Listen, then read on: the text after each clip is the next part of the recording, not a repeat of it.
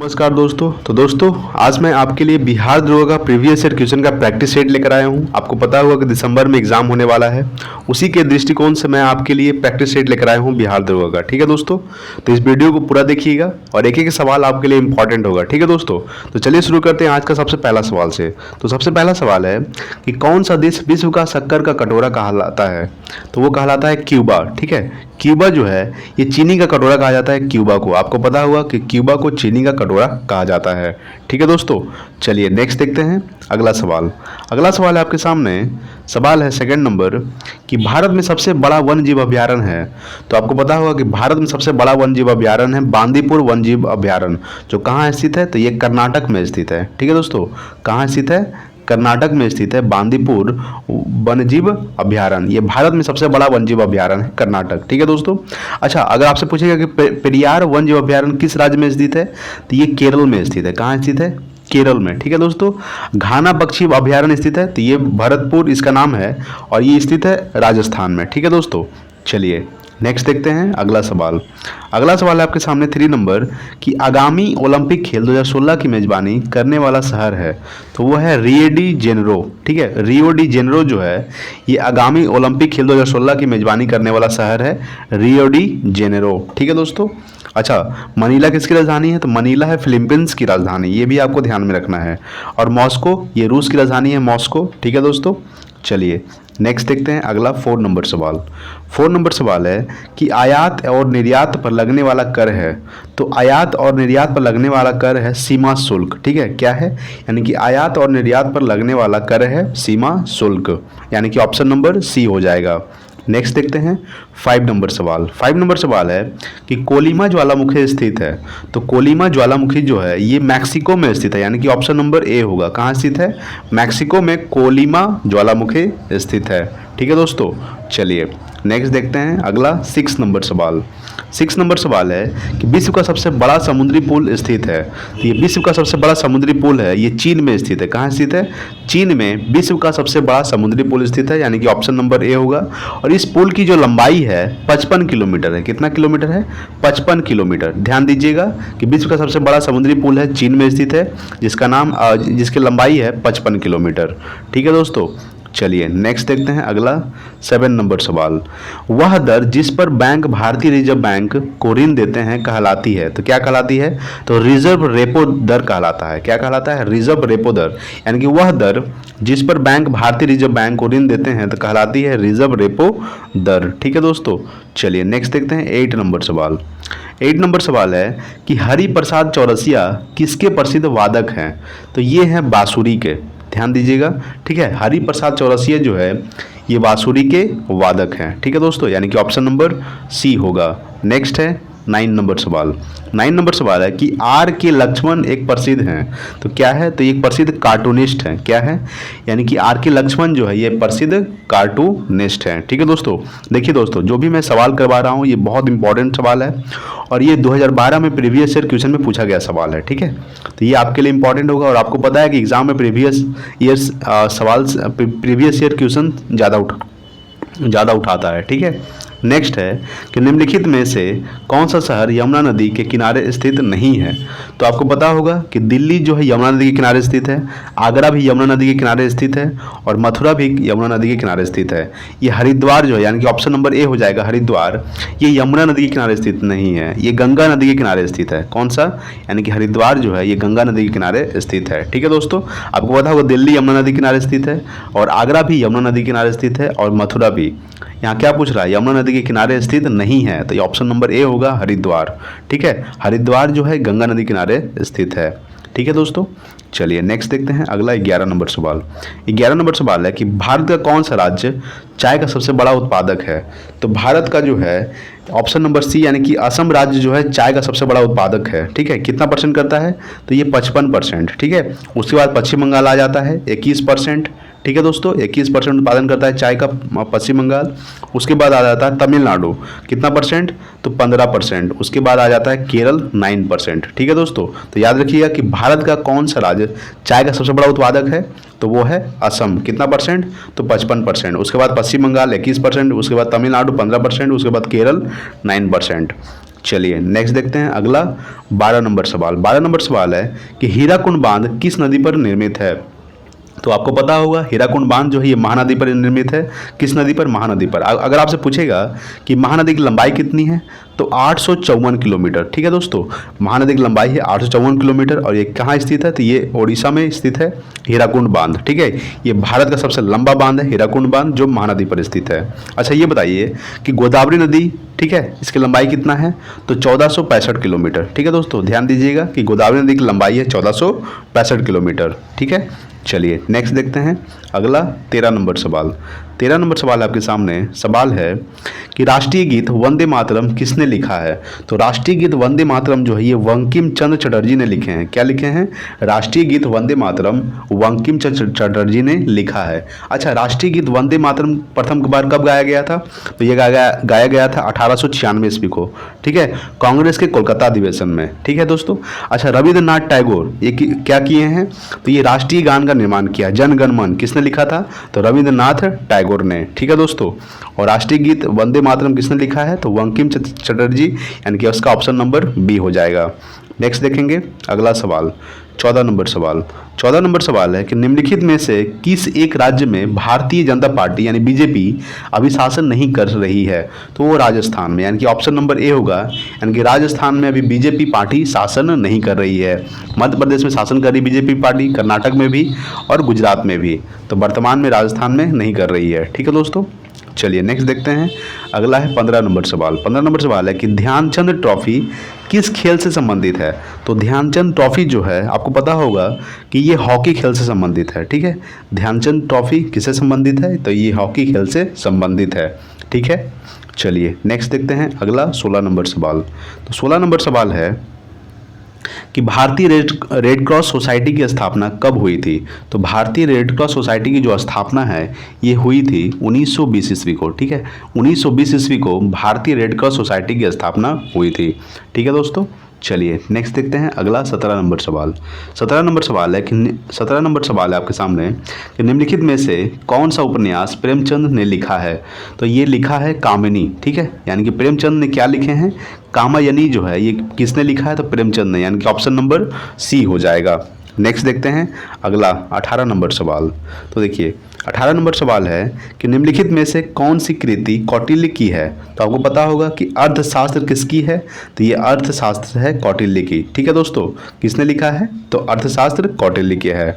रामायण वाल्मीकि, आपको पता ही होगा कि रामायण किसकी है? ये वाल्मीकि की है।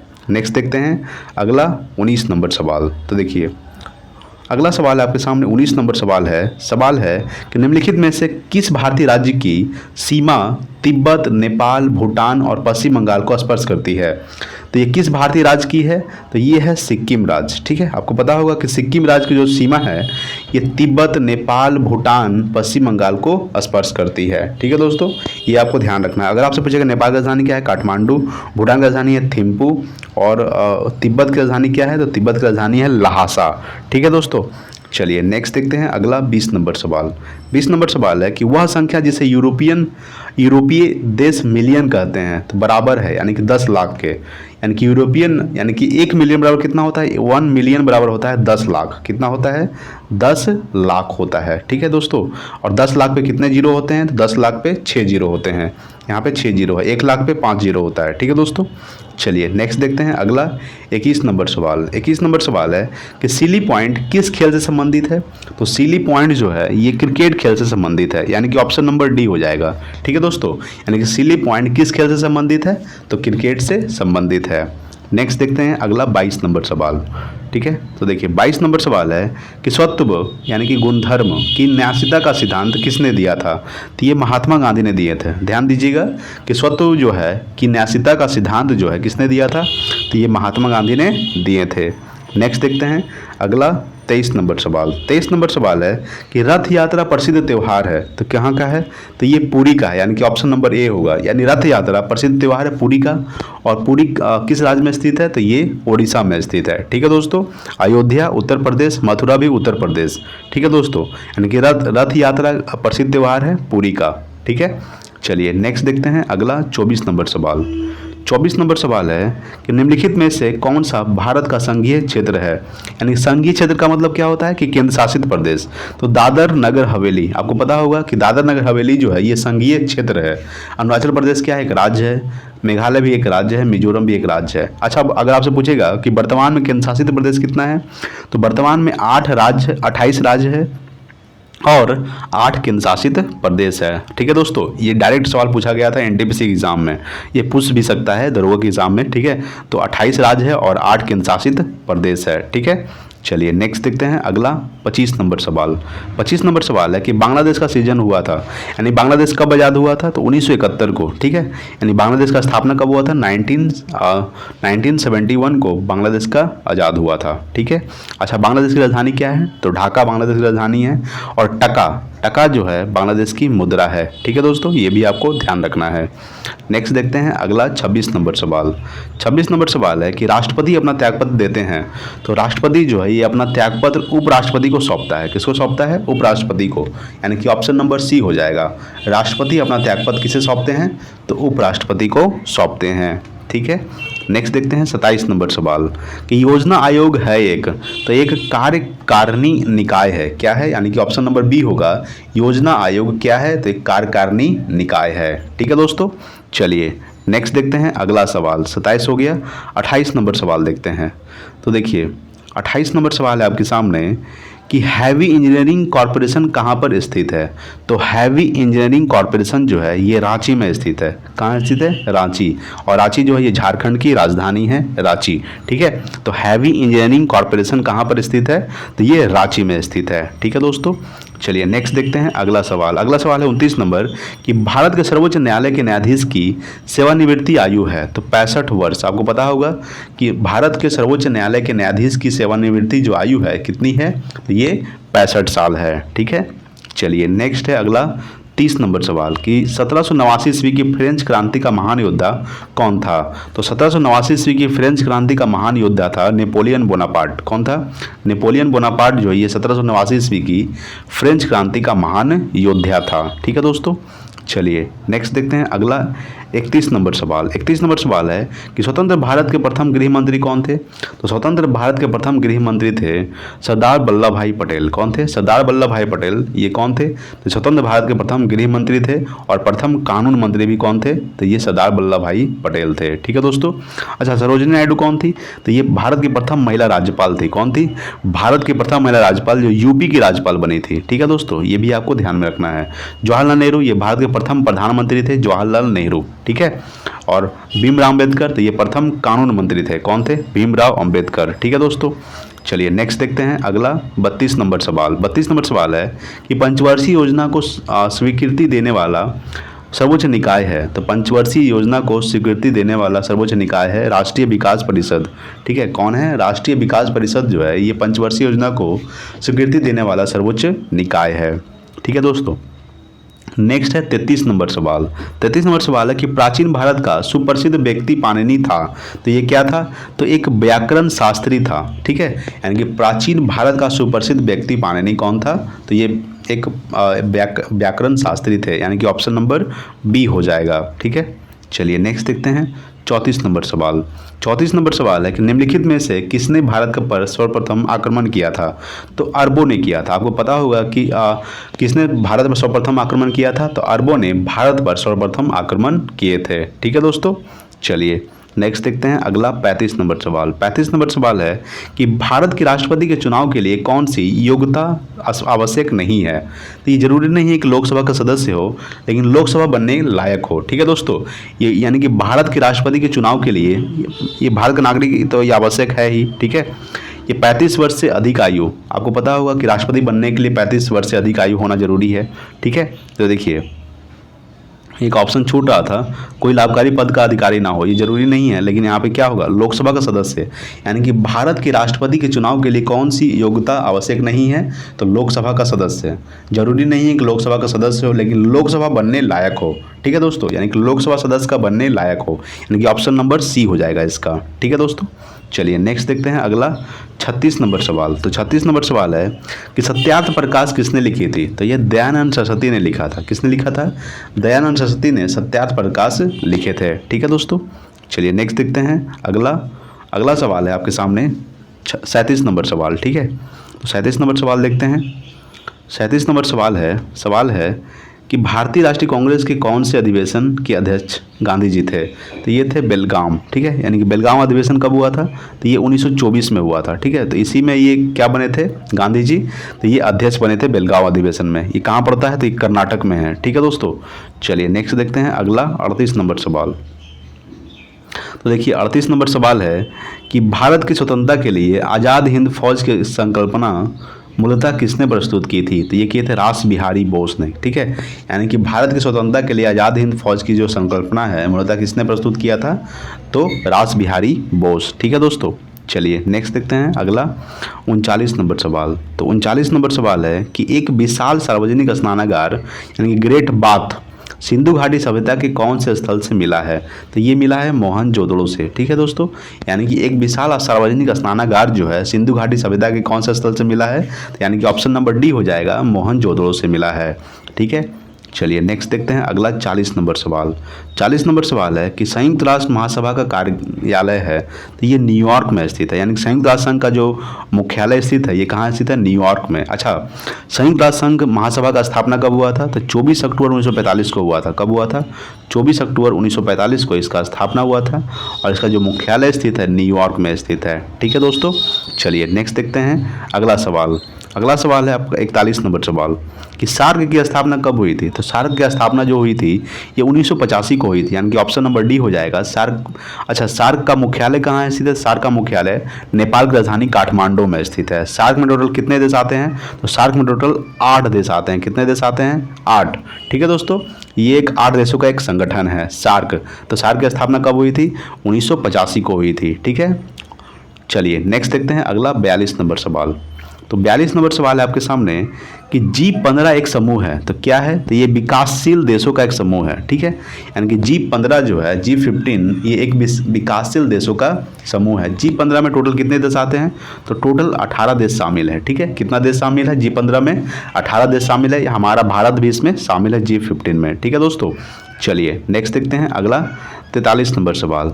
तो 43 नंबर सवाल आपके सामने सवाल है कि दो विशाल भूमि के क्षेत्रों को जोड़ने वाला अत्यंत संकरा भूमि का पट्टा कहलाता है। तो क्या कहलाता है? ये भूसंधि कहलाता है। यानी कि ऑप्शन नंबर ए हो जाएगा, ठीक है। यानी कि दो विशाल भूमि के क्षेत्रों को जोड़ने वाला अत्यंत संकरा भूमि का पट्टा कहलाता है भूसंधि। यानी कि ऑप्शन नंबर ए होगा, ठीक है। चलिए नेक्स्ट देखते हैं अगला 44 नंबर सवाल। 44 नंबर सवाल है कि बॉलीवुड फिल्म ब्लैक किसके जीवन से प्रभावित है? तो ये प्रभावित है हेलन केलर के जीवन से, ठीक है। यानी कि बॉलीवुड फिल्म ब्लैक जो है ये किसके जीवन से प्रभावित है? हेलन केलर के से संबंधित है, ठीक है दोस्तों। यानी कि ऑप्शन नंबर सी हो जाएगा। नेक्स्ट देखते हैं अगला 45 नंबर सवाल। 45 नंबर सवाल है कि एकमात्र एशियाई देश जहां से विषुवत रेखा गुजरती है तो वो है इंडोनेशिया, ठीक है दोस्तों। एकमात्र एशियाई देश है जहां से विषुवत रेखा गुजरती है तो वो है इंडोनेशिया। अच्छा, इंडोनेशिया की राजधानी क्या है? जाकार्ता, ठीक है दोस्तों। आपको पता होगा कि जाकार्ता जो तेजी से डूबता हुआ शहर है। अब जाकार्ता की इंडोनेशिया राजधानी अब जाकार्ता नहीं होगी, अब इसको घोषित किया जा रहा है बोर्नियो द्वीप पर, ठीक है दोस्तों। यानी कि इंडोनेशिया राजधानी अब क्या होगा? बोर्नियो द्वीप, लेकिन अभी किया नहीं गया है। और सबसे ज़्यादा मुस्लिम जो है इंडोनेशिया देश में पाया जाता है। कहाँ पाया जाता है? सबसे ज़्यादा मुस्लिम इंडोनेशिया देश में पाया जाता है, ठीक है दोस्तों। ये भी आपको पता होगा कि आसियान का मुख्यालय कहाँ स्थित है? तो आसियान का मुख्यालय इंडोनेशिया राजधानी जकार्ता में स्थित है, ठीक है। आसियान में कितने देश आते हैं टोटल? तो टोटल 10 देश शामिल है आसियान में, ठीक है दोस्तों। चलिए फिर नेक्स्ट देखते हैं अगला 46 नंबर सवाल। तो 46 नंबर सवाल आपके सामने कि दीपावली प्रकाश का त्यौहार निर्वाण दिन है तो क्या है? भगवान महावीर का, ठीक है। ध्यान दीजिएगा कि दीपावली प्रकाश का त्यौहार निर्वाण दिन है भगवान महावीर का। नेक्स्ट देखते हैं अगला सवाल। अगला सवाल है आपके सामने, सवाल देखते हैं। अगला सवाल है 47 नंबर सवाल है, ठीक है। 47 नंबर सवाल है कि हुडको क्या है? तो एक है क्या है? ये गृह एवं शहरी विकास निगम है। क्या है? गृह एवं शहरी विकास निगम है हुडको, ठीक है दोस्तों। अच्छा, हुडको का फुल फॉर्म क्या होता है? तो हाई अंडर डेवलपमेंट कॉरपोरेशन। क्या होता है? हाई अंडर डेवलपमेंट कॉरपोरेशन जो है ये हुडको का फुल फॉर्म होता है और ये गृह एवं शहरी विकास निगम है। यानी कि ऑप्शन नंबर डी हो जाएगा। नेक्स्ट देखते हैं 48 नंबर सवाल।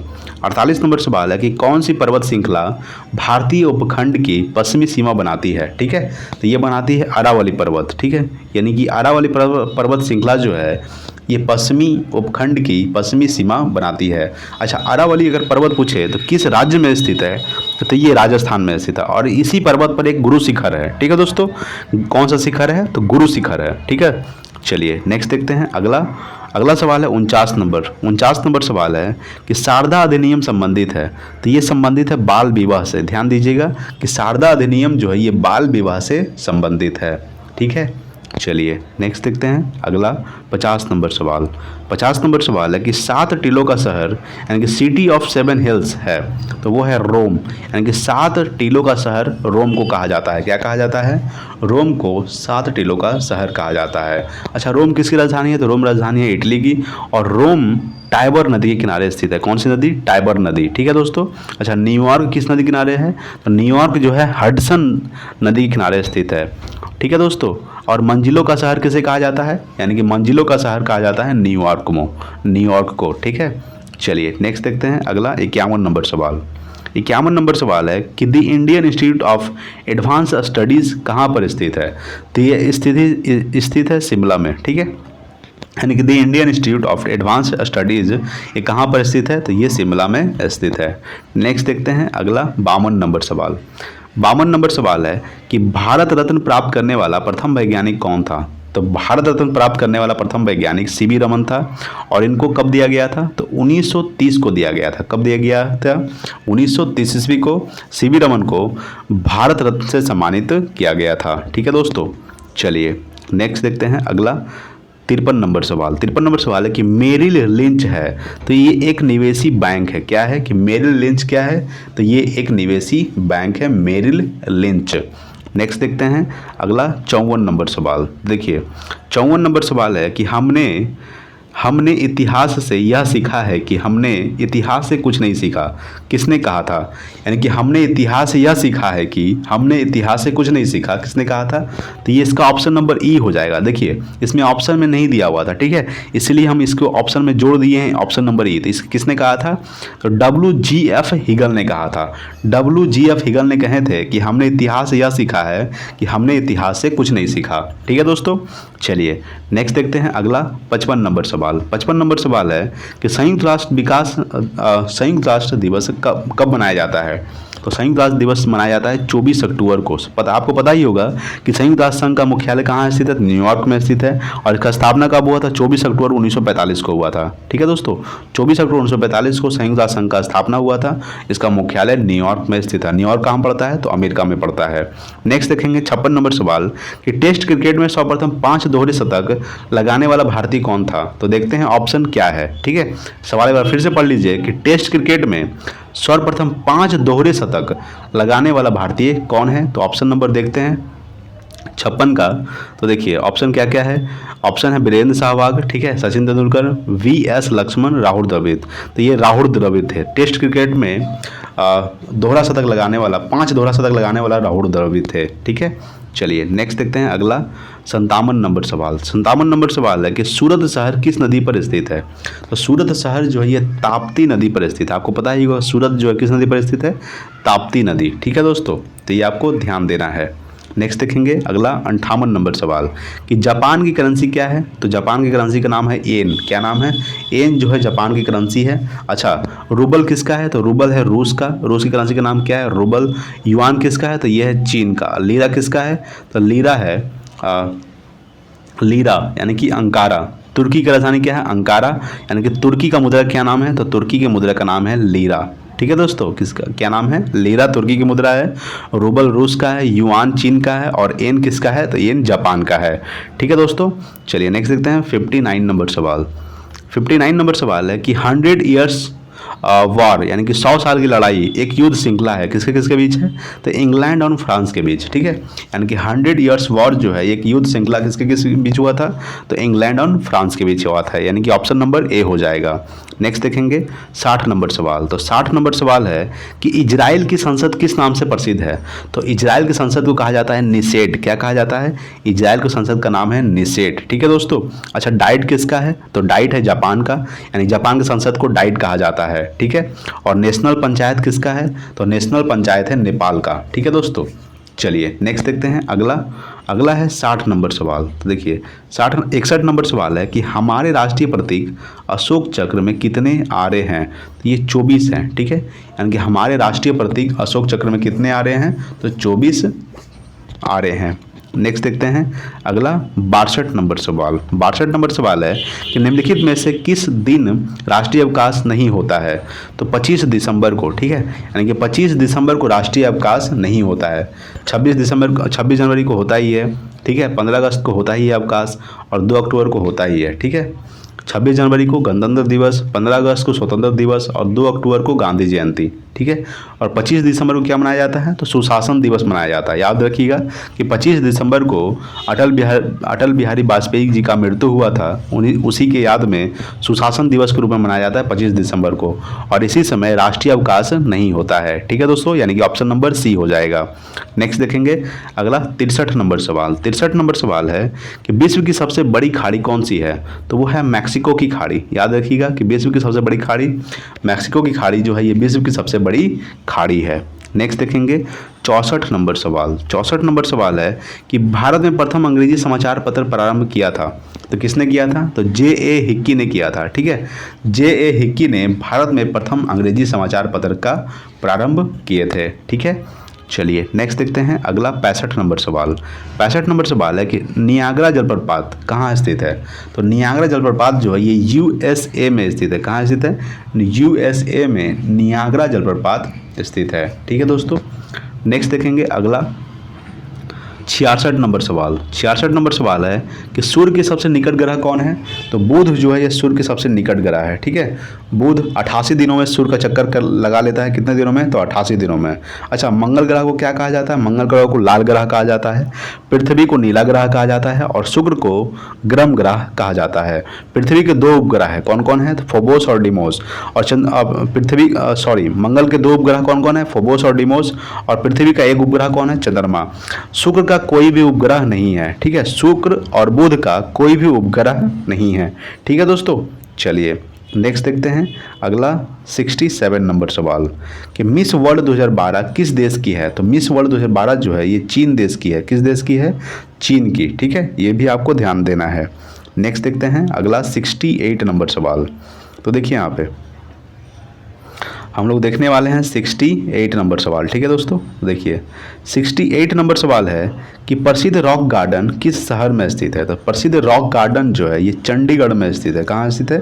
चंडीगढ़ में, यानी कि ऑप्शन नंबर डी हो जाएगा। नेक्स्ट देखेंगे अगला 69 नंबर सवाल कि अकबर के शासन में राजा टोडरमल कौन था? तो ये वित्तीय सलाहकार था। ध्यान दीजिएगा कि अकबर के शासन में राजा टोडरमल कौन था? तो ये वित्तीय सलाहकार था, ठीक है दोस्तों।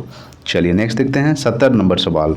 70 नंबर सवाल है कि सम्राट अशोक के पिता थे, कौन थे? तो ये बिंदुसार जो थे ये सम्राट अशोक के पिता थे, ठीक है दोस्तों।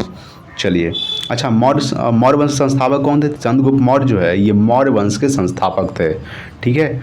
चलिए नेक्स्ट देखते हैं अगला 71 नंबर सवाल। तो 71 नंबर सवाल थोड़ा सा मिलान करने वाला है।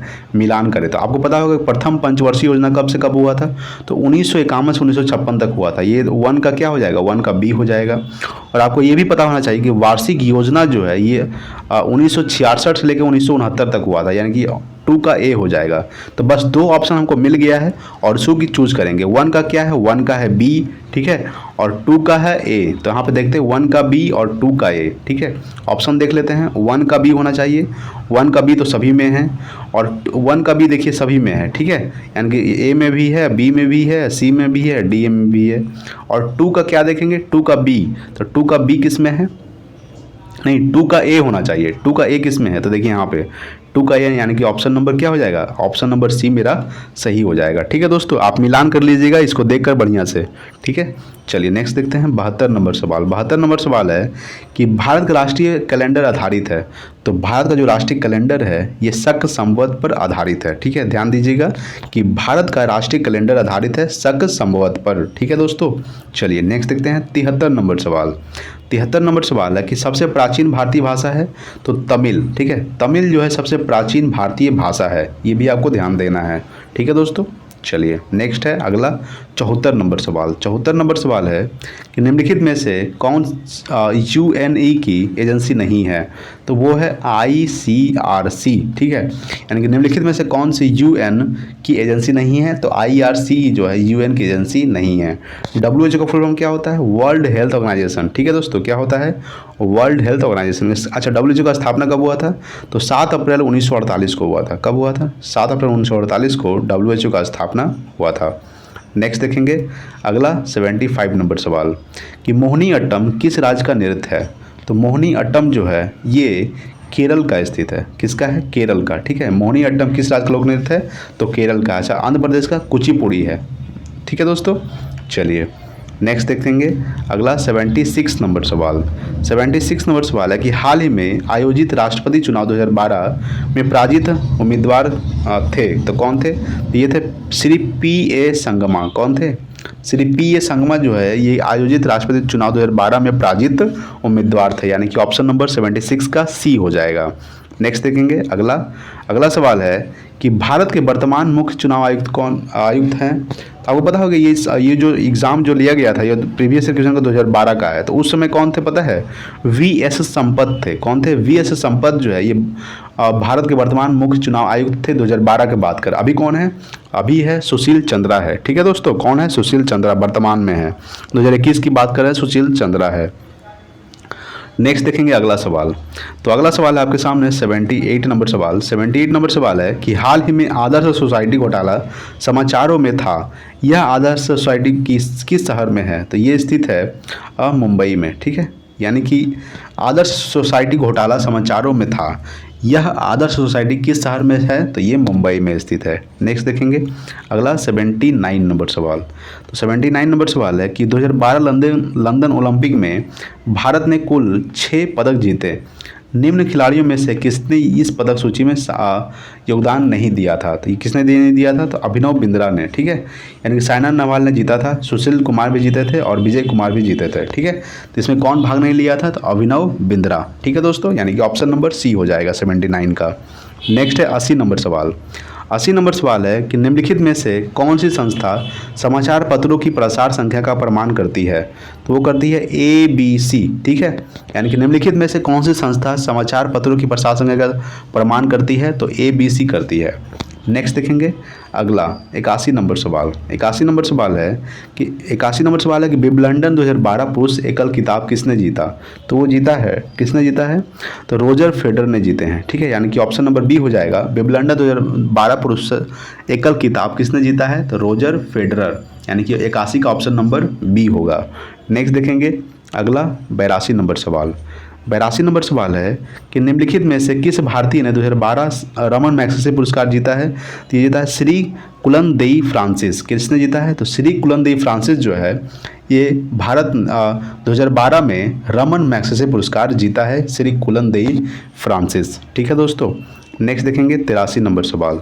83 नंबर सवाल है कि नवीनतम पुस्तक turning points a journey truth challenge के लेखक कौन है, तो वो है डॉक्टर APJ अब्दुल कलाम। कौन है, डॉक्टर APJ अब्दुल कलाम जो है turning points a journey truth Challengers के लेखक है डॉक्टर APJ अब्दुल कलाम, यानी कि ऑप्शन नंबर 83 का बी हो जाएगा। नेक्स्ट है 84 नंबर सवाल। 84 नंबर सवाल है कि भारतीय थल सेना अध्यक्ष कौन है, तो उस समय की बात कर रहा है, तो उसमें था जनरल विक्रम सिंह। कौन था, जनरल विक्रम सिंह भारतीय थल सेना अध्यक्ष थे। नेक्स्ट है 85 नंबर सवाल देखते हैं। तो देखिए 85 नंबर सवाल है कि अगस्त 2012 में किस भारतीय खिलाड़ी ने अंतर्राष्ट्रीय टेस्ट क्रिकेट से संन्यास लेने की घोषणा की है? तो किसने किया है? तो VVS लक्ष्मण ने किया था। ठीक है दोस्तों, यानी कि 2012 में किस भारतीय खिलाड़ी ने अंतर्राष्ट्रीय क्रिकेट से संन्यास लेने की घोषणा किया है? तो VVS लक्ष्मण, यानी कि ऑप्शन नंबर बी हो जाएगा। नेक्स्ट देखेंगे अगला 86 नंबर सवाल। 86 नंबर सवाल है कि पैलेंटियोलॉजी अध्ययन है तो किसका है? तो जीवाश्मों का। याद रखिएगा कि पैलेंटियोलॉजी जो है ये जीवाश्मों का अध्ययन है। अच्छा, पक्षियों का अध्ययन क्या कहलाता है? तो पक्षियों का अध्ययन कहलाता है ऑर्थिनोलॉजी। ठीक है, और हड्डियों का तो ऑस्टियोलॉजी जो है ये हड्डियों का अध्ययन कहलाता है। नेक्स्ट देखेंगे अगला सवाल है 87 नंबर सवाल। तो देखिए 87 नंबर सवाल है कि सूती रेशा प्राप्त किया जाता है तो ये बीज से प्राप्त किया जाता है। ठीक है, ऑप्शन नंबर डी हो जाएगा कि सूती रेशा जो है ये बीज से प्राप्त किया जाता है। ठीक है दोस्तों, 88 नंबर सवाल है कि वयस्क मनुष्य में रक्त निर्माण होता है तो लाल अस्थि मज्जा द्वारा। ठीक है, लाल अस्थि मज्जा द्वारा वयस्क मनुष्य में रक्त का निर्माण होता है। अच्छा, रक्त का पीएच मान कितना होता है? तो 7.4 होता है रक्त का पीएच मान। ठीक है, चलिए नेक्स्ट देखते हैं। अच्छा, पलीहा को क्या कहा जाता है? तो पलीहा को ब्लड बैंक कहा जाता है। क्या कहा जाता है? Blood bank. ठीक है दोस्तों, ये भी आपको ध्यान रखना है। नेक्स्ट है 89 नंबर सवाल। 89 नंबर सवाल है कि सर्वाधिक ग्राही रक्त समूह है तो AB जो है ये सर्वग्राही कहा जाता है, यानी AB को सर्वग्राही कहा जाता है और O को सर्वदाता कहा जाता है। सर्वग्राही यानी कि सिर्फ ग्रहण कर सकता है AB। ठीक है, AB सिर्फ ग्रहण कर सकता है और O जो ब्लड ग्रुप वाले होते हैं वो दान भी कर सकते हैं ब्लड को। ठीक है, नेक्स्ट 90 नंबर कि तंबाकू धूम्रपान करना स्वास्थ्य के लिए हानिकारक है क्योंकि इसमें क्या होता है? तो इसमें निकोटीन होता है। ठीक है दोस्तों, क्या होता है? तंबाकू में निकोटीन पाया जाता है। तंबाकू धूम्रपान करना स्वास्थ्य के लिए हानिकारक है इसमें क्योंकि इसमें होता है निकोटीन। आपको पता होगा कि चीलम, गांजा, बीड़ी, सिगरेट, खैनी जो भी हम यूज़ करते हैं उसमें निकोटीन पाया जाता है और निकोटीन में काफ़ी नशा होता है। ठीक है दोस्तों, ये सेहत के लिए हानिकारक है। नेक्स्ट 91 नंबर सवाल कि 3D फिल्म देखने के लिए उपयुक्त चश्मे में होते हैं तो क्या होता है? पोलराइड होता है। ठीक है, यानी कि 3D फिल्म देखने के लिए प्रयुक्त चश्मे में होते हैं पोलराइड, यानी कि ऑप्शन नंबर डी हो जाएगा। नेक्स्ट देखते हैं अगला 92 नंबर सवाल। 92 नंबर सवाल है कि डिटर्जेंट किस सिद्धांत पर सतहों की सफाई करता है? तो ये करता है पृष्ठ तनाव। ठीक है, यानी कि डिटर्जेंट किस सिद्धांत पर सतहों की सफाई करता है? तो पृष्ठ तनाव के सिद्धांत पर सतहों की सफाई करता है कौन? तो डिटर्जेंट। ठीक है, चलिए नेक्स्ट देखते हैं अगला 93 नंबर सवाल। 93 नंबर सवाल है कि निम्नलिखित में से कौन सा ऑप्टिकल डिस्क का उदाहरण है? तो वो है डिजिटल वर्सेटाइल डिस्क। ठीक है, यानी कि डिजिटल वर्सेटाइल डिस्क जो है ये ऑप्टिकल डिस्क का उदाहरण है। ठीक है दोस्तों, यानी कि ऑप्शन नंबर डी होगा। नेक्स्ट है 94 नंबर सवाल। 94 नंबर सवाल है कि प्रोटीन बने होते हैं तो प्रोटीन जो है ये अमीनो अम्ल के बने होते हैं। किसके बने होते हैं? प्रोटीन अमीनो अम्ल के बने होते हैं, यानी कि ऑप्शन नंबर डी हो जाएगा। ठीक है, नेक्स्ट देखें अगला 95 नंबर सवाल। 95 नंबर सवाल है कि यूनिवैक उदाहरण है तो दूसरी पीढ़ी के कंप्यूटर का। ठीक है, यूनिवैक किसका उदाहरण है? तो दूसरी पीढ़ी के कंप्यूटर का यूनिवैक उदाहरण है। नेक्स्ट देखेंगे 96 नंबर सवाल। 96 नंबर सवाल है कि निम्नलिखित में से कौन सा ऑपरेटिंग सिस्टम नहीं है? तो वो है ओरेकल। ठीक है, ओरेकल जो है ये ऑपरेटिंग सिस्टम नहीं है। बाकी सब DOS, विंडोज़ या फिर लिनक्स ये क्या है? तो ये ऑपरेटिंग सिस्टम है और ओरेकल जो है ऑपरेटिंग सिस्टम नहीं है, यानी कि ऑप्शन नंबर बी हो जाएगा। नेक्स्ट 97 नंबर सवाल। 97 नंबर सवाल है कि डेसिमल से बाइनरी में संख्या का परिवर्तन करने वाली युक्ति है तो वो कौन है? तो इनकोडर। ठीक है, इनकोडर जो है ये क्या करता है? तो ये जो है डेसिमल से बाइनरी में संख्या का परिवर्तन करने वाला युक्ति है इनकोडर, यानी कि ऑप्शन नंबर ए हो जाएगा। नेक्स्ट देखेंगे 98 नंबर सवाल। 98 नंबर सवाल है कि निम्नलिखित में से कौन सी धातु विद्युत की सुचालक है? तो वो है चांदी। ठीक है, चांदी जो है प्रथम आता है और तांबा दूसरे नंबर पे आता है। ठीक है दोस्तों, यानी कि कौन सी धातु विद्युत की सुचालक है? चांदी है और दूसरे स्थान पे आता है तांबा। चांदी का संकेत क्या होता है? Ag होता है, इसका एटॉमिक परमाणु संख्या 47 होता है। कॉपर का Cu होता है संकेत। ठीक है दोस्तों, अगला सवाल देखते हैं 99 नंबर सवाल। 99 नंबर सवाल है कि सबसे अधिक आघातवर्ध धातु कौन सी है? तो सबसे अधिक आघातवर्ध धातु है सोना। कौन है? सोना। इसका संकेत क्या होता है? Au होता है, इसका एटॉमिक परमाणु संख्या 79 होता है। लोहा का संकेत क्या होता है? Fe। ठीक है, चांदी का Ag होता है। ठीक है, लोहा का परमाणु संख्या कितना होता है? 26 होता है और चांदी का 47 होता है। ठीक है दोस्तों, चलिए नेक्स्ट देखते हैं अगला कौन सा नंबर सवाल देखेंगे? तो हम लोग देखेंगे 100 नंबर सवाल। ठीक है, तो देखिए 100 नंबर सवाल है आपके सामने, 100 नंबर सवाल देखेंगे। ठीक है दोस्तों, तो 100 नंबर सवाल है कि मनुष्य किस संघ का प्राणी है? तो मनुष्य जो है ये पोरीफेरा संघ का प्राणी है। याद रखिएगा कि मनुष्य जो है ये पोरीफेरा संघ का प्राणी है। ठीक है दोस्तों, तो हमने टोटल 100 सवाल कर चुके हैं। ठीक है दोस्तों, इसमें आपने चेक किया होगा कितना सवाल है, कितना सवाल आपने सही किया है और कितना सवाल आपने गलत किया है, तो वो आप कमेंट में करके बताइएगा। ठीक है, तो कमेंट में बताइएगा कि आपने कितना सवाल सही किया है और कितना सवाल गलत। अगर आपको वीडियो अच्छा लगा होगा तो प्लीज़ आप हमको कमेंट में बताइएगा कि आज कितना अच्छा लगा। ठीक है, बहुत अच्छा लगा तो कमेंट कीजिएगा और हम इस पे आगे और वीडियो बनाएंगे। ठीक है दोस्तों, तो आपके एक लाइक से मुझे मोटिवेट करेगा। Thank you so much. जय हिंद, वंदे मातरम।